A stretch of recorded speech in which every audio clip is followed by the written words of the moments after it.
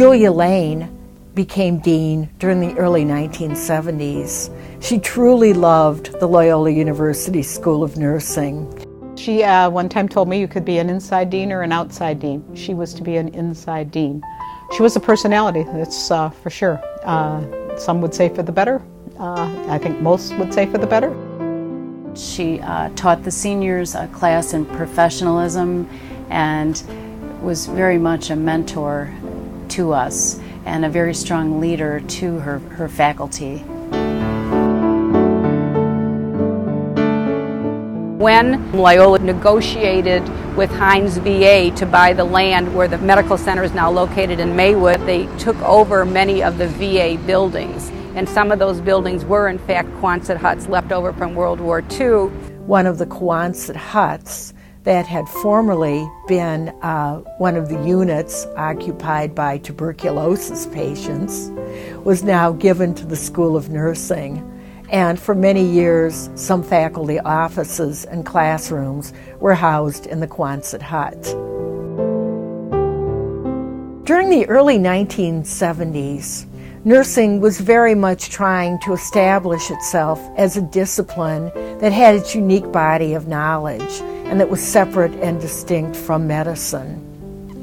One of the initiatives was instituting new nursing research projects, but another initiative was identifying nursing theory. We have several nurse theorists that have led the way in nursing theory and grand theory and have contributed tremendously to the profession and the science of nursing, such as Myra Levine, Dr. Rosemary Parsi, Dr. Imogen King.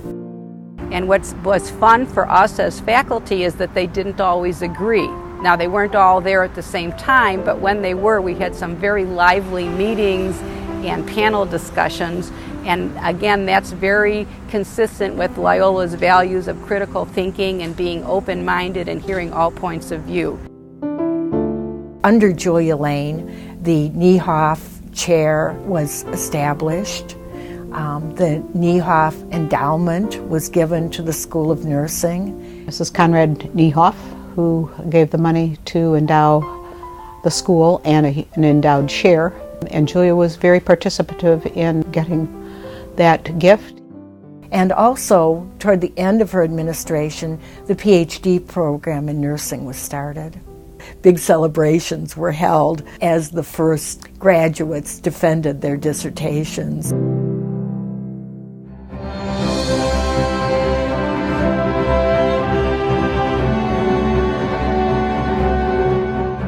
After Julia Lane, Eileen Dvorak served as dean.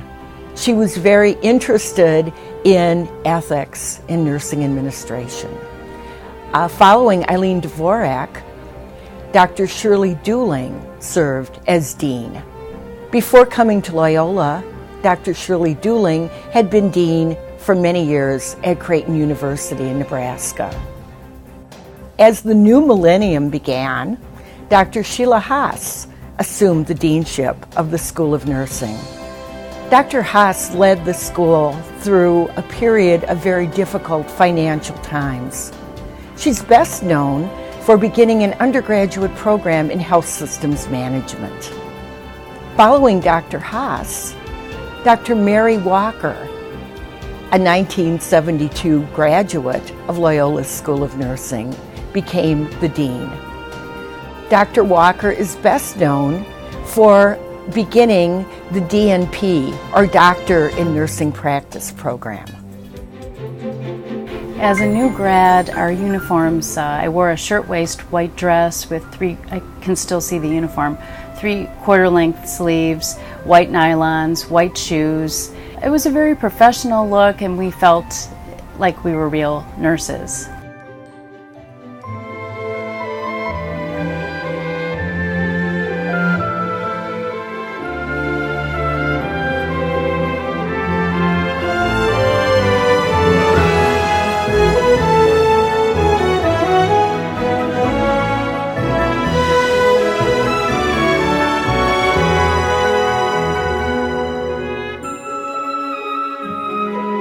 Our class was the first to eliminate the cap. We went through our capping ceremony, and not long after that decided that it was pretty unwieldy to try and work at the bedside with a cap. Students wanted to continue to have a ceremony that marked the time when they actually began their clinical experiences. So what we came up with was the idea of an entrance into professional practice ceremony. The faculty or other alums bless the students' hands with oil, and the students share their expectations or reasons why they chose nursing. During the early 1980s, our enrollment was growing. Dr. Mary McDermott and very forward-thinking faculty established what has become known as the Loyola University Nursing Center. Being able to work with the faculty at the community center had just given me the opportunity to know ahead of time what really is expected of nurses to be able to plan for patients when they go back into the home from the hospital.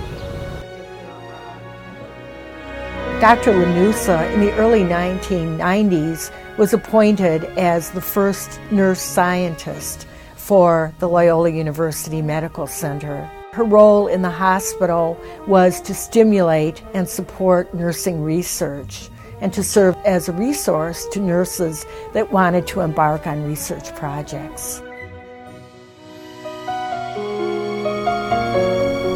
The teachers, the faculty in the nursing school are amazing women.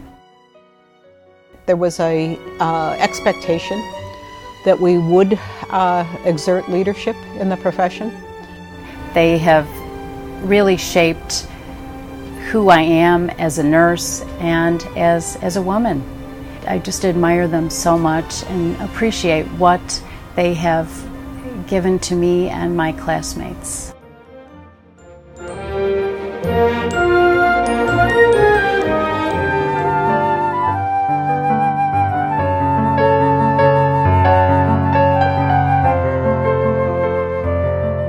We're going to break ground on a really exciting new building this fiscal year, and it'll have a very exciting Center for Collaborative Learning.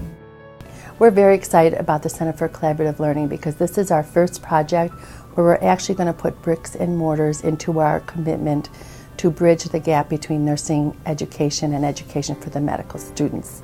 And some of the ways we're going to do this is we're building a 6-bed virtual hospital where we'll actually be able to simulate hospital environment and to work in teams and look at our commitment to the health profession. And I'm excited that we've got 2 deans that are working extraordinarily well together. They embrace this concept and they have worked well together, and I think with their leadership and with the help of many others, this is going to place Loyola right in the middle of the national spotlight.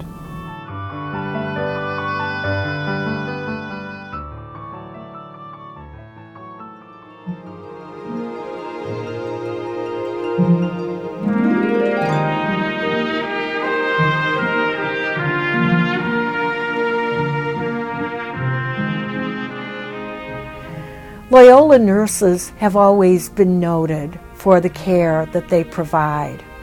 Our graduates are in demand by hospitals around the Chicago area. And I'm very thankful every day that I was able to become a nurse that graduated from Loyola Niehoff School of Nursing, and I'm able to continue to pass on those gifts that the faculty here at Loyola gave me. The nurses, either the students or the alums or the faculty, they don't see nursing as simply a job. They see that as all part of one giant calling to give care to those who are most distressed. I think that's what unites them, and I think that's really the gem that gets passed on with each successive class. Nurses, no matter where they are or what they're doing, are taking care of the human being. We're committed. That's our role. We take care of all of God's children.